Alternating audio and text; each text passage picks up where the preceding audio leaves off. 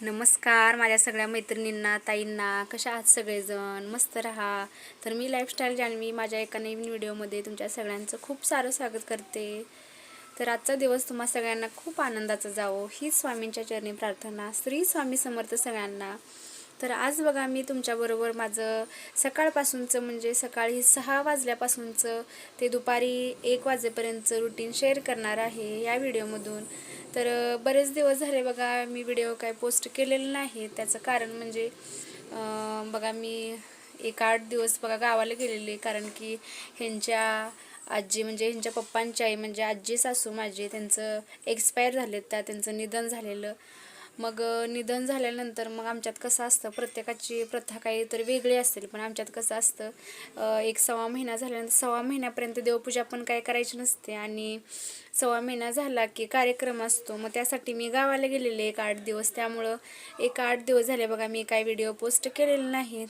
तर चला म्हणलं आज आता मी गावावरून परत आले बेंगलोरला, तर चला म्हणलं आज एक व्हिडिओ पोस्ट करूया, म्हणलं माझं रुटीन तुमच्याबरोबर शेअर करावं गावावरून आल्यानंतर.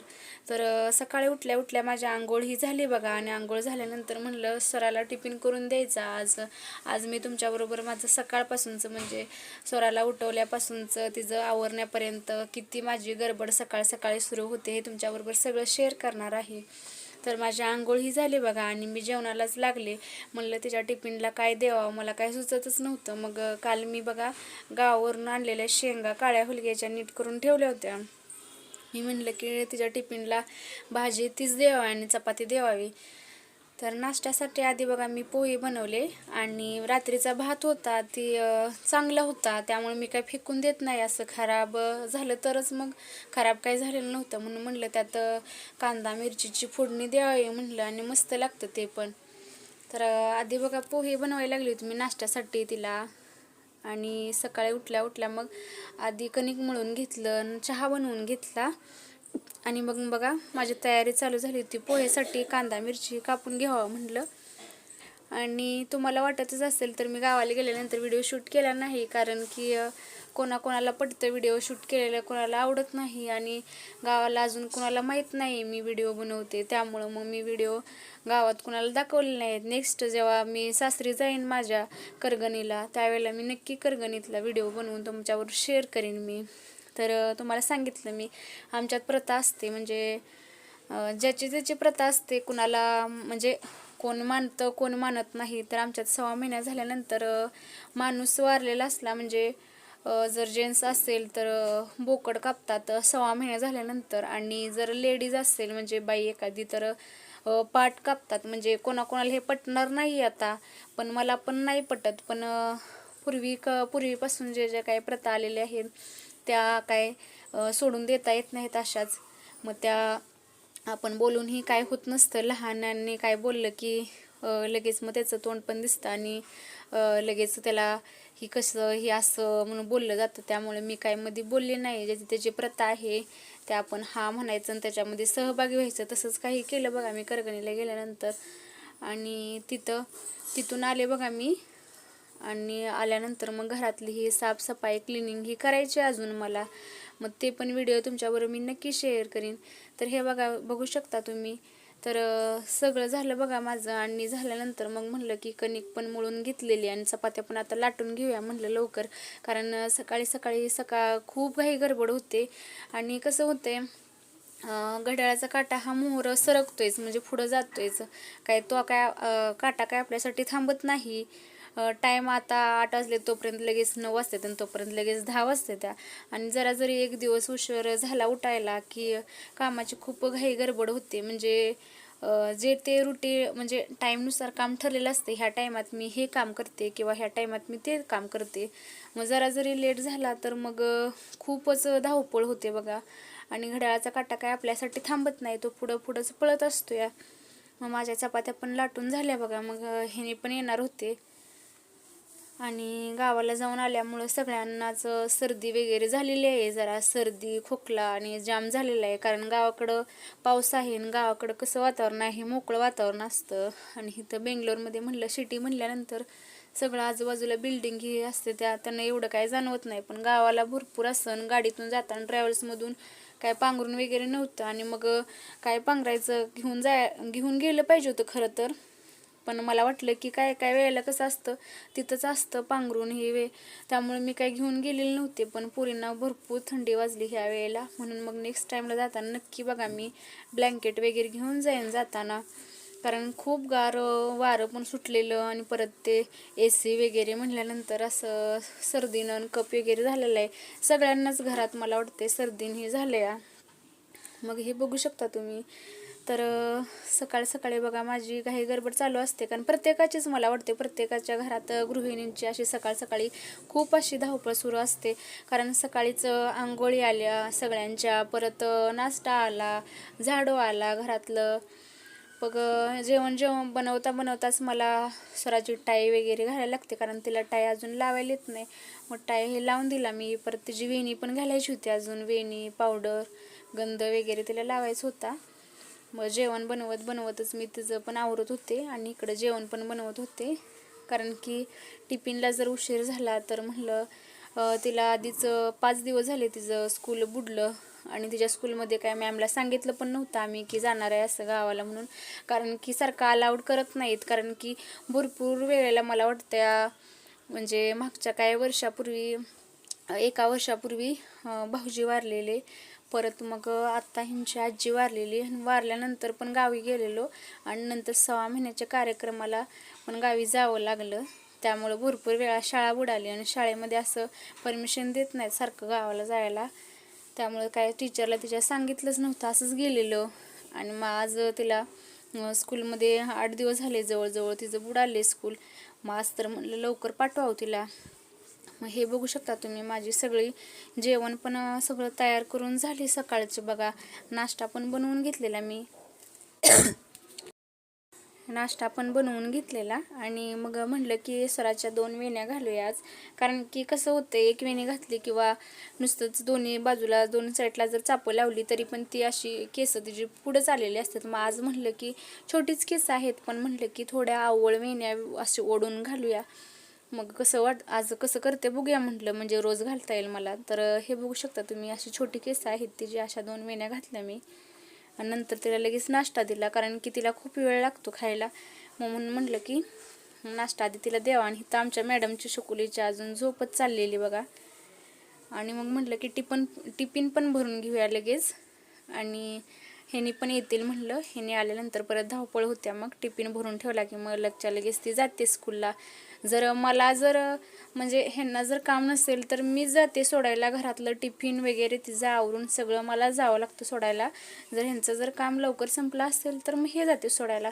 मग आज ह्यांचं काम संपलेलं लवकर, मग आज ह्यानेच घेऊन जाणार होते सराला स्कूलमध्ये सोडायला.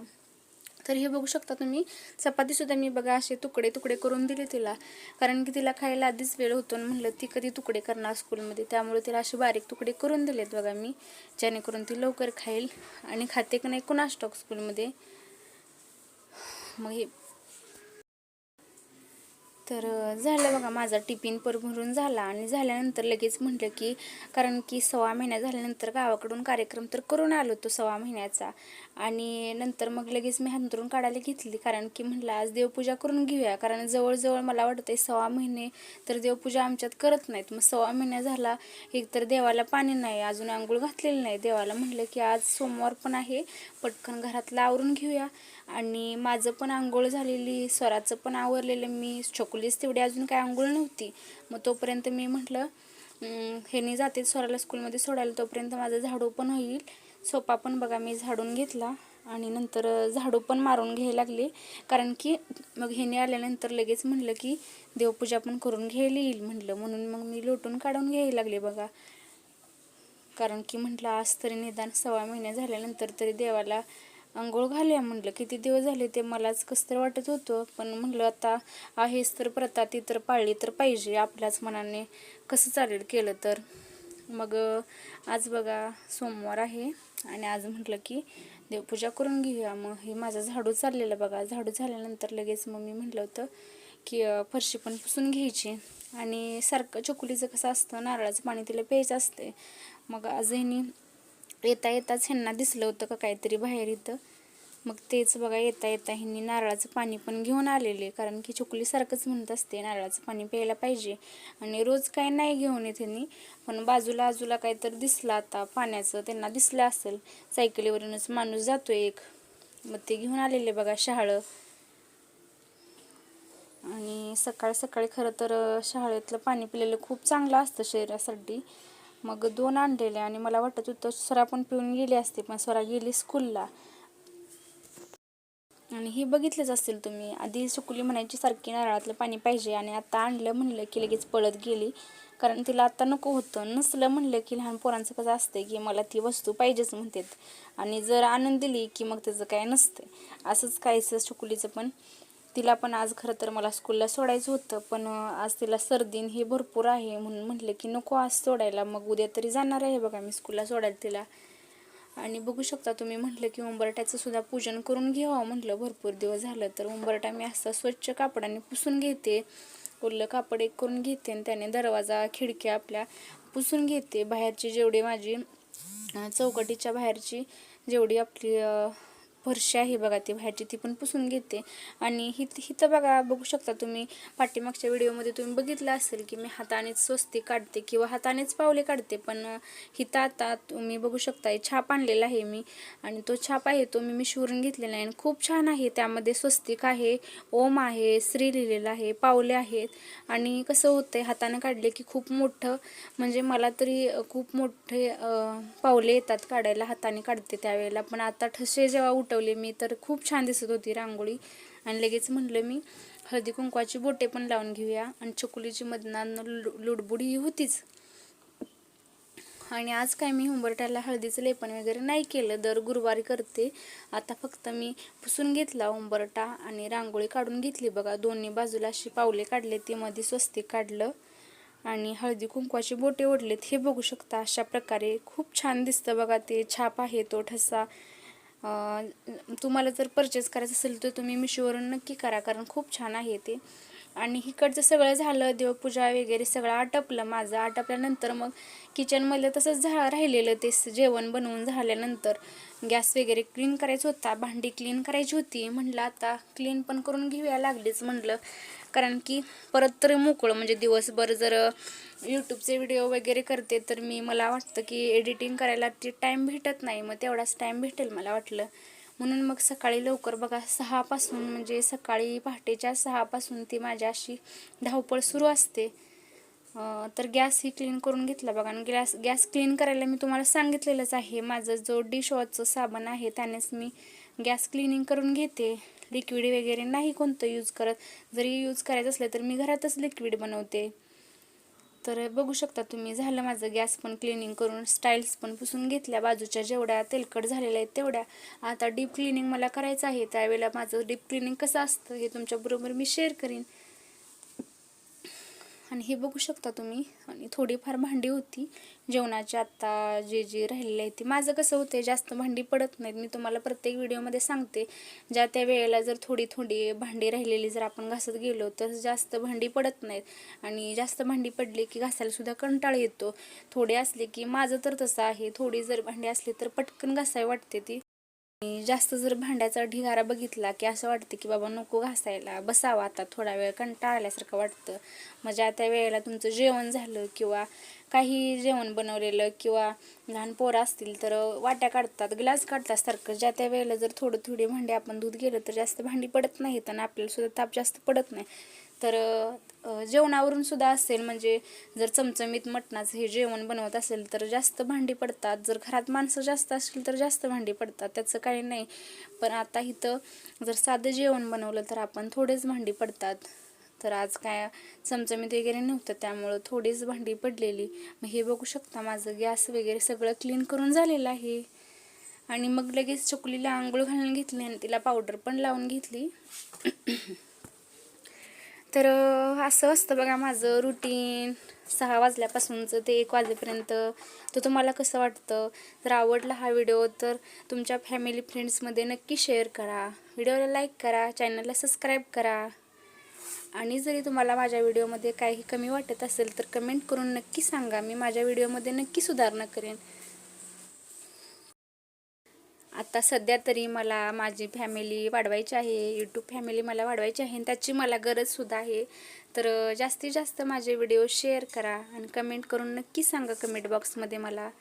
तर सगळी कामं आवरल्यानंतर एक छोटासा म्हणलं माझा मेकअप करून घेते. म्हणलं मेकअप म्हणजे काय जास्त हेवीली नाही, फेअर अँड लवली पावडर असा छोटासा असा म्हणजे साधा सिंपल असा मेकअप मी करून घेतला. म्हणजे स्वतःला सुद्धा असं आपल्याला खूप छान वाटतं. म्हणजे आपण जर नीटनेटकं राहिलं, सगळी कामं जरी केली तरी आपण स्वतःसाठी थोडा वेळ काढलाच पाहिजे मला वाटतं. आणि हे बघू शकता तुम्ही माझी कामं आवरली की मी असं फ्रेश तोंड धुवून घेते आणि असं आवरते. तर चला भेटूया पुन्हा अशाच एका नवीन व्हिडिओमध्ये. तोपर्यंत